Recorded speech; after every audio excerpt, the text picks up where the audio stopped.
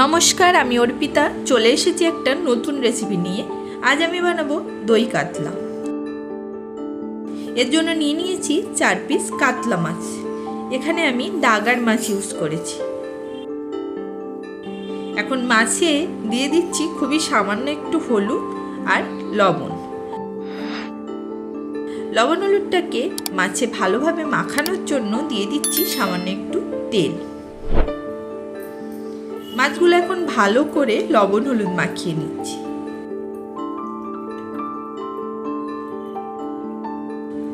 দেখুন, লবণ হলুদ মাখানো হয়ে গেছে। এখন 10 মিনিটের জন্য রেখে দেব। অন্যদিকে রান্নার জন্য প্রয়োজনীয় উপকরণগুলো কেটে নিয়েছি। এখানে একটি পেঁয়াজকে টুকরো করে কেটে রেখেছি। নিয়েছি 2 টুকরো আদা, 5 কোয়া রসুন, 4টে কাঁচা লঙ্কা, পেঁয়াজ কুচি। এখানে আমি একটা পেঁয়াজকে কুচিয়ে রেখেছি। একটি মিক্সিং জারে দিয়ে দিচ্ছি টুকরো করে রাখা পেঁয়াজ, আদা, রসুন, 2টো কাঁচা লঙ্কা আর সামান্য একটু জল। এখন এর একটা মিহি পেস্ট বানাবো। পেস্টটা একটা বাটিতে ঢেলে সাইডে সরিয়ে রাখছি। ফোড়নের জন্য এখানে নিয়ে নিয়েছি একটা তেজপাতা, একটা শুকনো লঙ্কা, 2টো এলাচ, 3টে লবঙ্গ আর 2 টুকরো দারুচিনি। একটি বাটিতে নিয়ে নিচ্ছি 6টা কাজু আর 1 চামচ চীনাবাদাম আর দিয়ে দিচ্ছি সামান্য জল। এখন এর একটা পেস্ট বানাবো। এখানে আপনারা চীনাবাদামের পরিবর্তে 10 থেকে 12টা কাজু ইউজ করতে পারেন। অন্যদিকে আরেকটি বাটিতে নিয়ে নিয়েছি 4 চামচ টক দই। এর মধ্যে দিয়ে দিচ্ছি স্বাদ মতো লবণ আর 1 চামচ চিনি। এখন দইটা ভালোভাবে ফেটিয়ে নেব। কড়াইটা গরম হয়ে গেছে।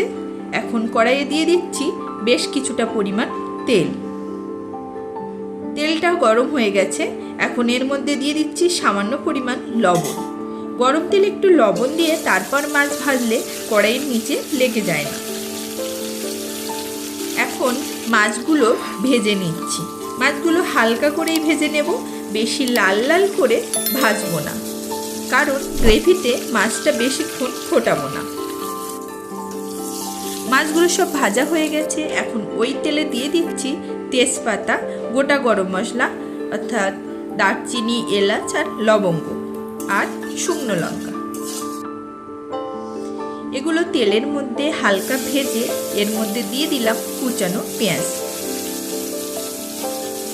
পেঁয়াজটা ভালোভাবে ভেজে নিচ্ছি। দেখুন, পেঁয়াজ ভালোভাবে ভাজা হয়ে গেছে। এখন এর মধ্যে দিয়ে দিচ্ছি ধনে গুঁড়ো, জিরে গুঁড়ো আর লাল লঙ্কার গুঁড়ো। মশলাগুলো তেলে একটু কষিয়ে নিয়ে এর মধ্যে দিয়ে দিচ্ছি আদা, রসুন, পেঁয়াজ ও কাঁচা লঙ্কা বাটা। একটু সময় নিয়ে ভালোভাবে এগুলো কষিয়ে নিচ্ছি। দেখুন, কষানো হয়ে গেছে, মশলা থেকে তেল ছাড়ছে। এখন এর মধ্যে দিয়ে দিচ্ছি বাদাম বাটা। বাদাম বাটা দিয়ে আবারও ভালো করে কষিয়ে নিচ্ছি।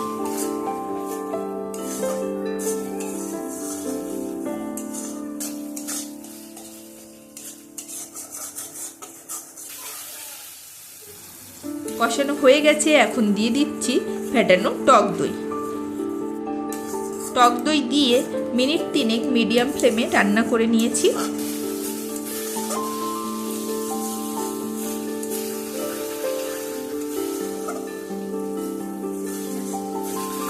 এখন এর মধ্যে দিয়ে দিলাম অল্প একটু জল।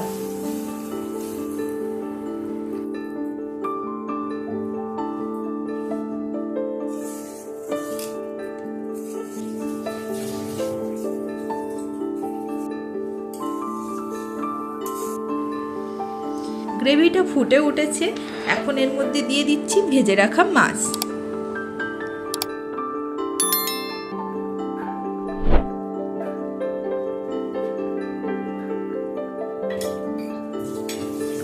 মাছ দিয়ে ঢাকা দিয়ে আমি 5 মিনিট রান্না করে নেব।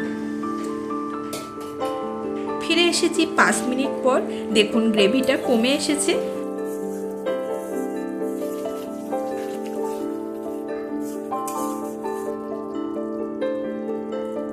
এখন দিয়ে দেব গরম মশলা।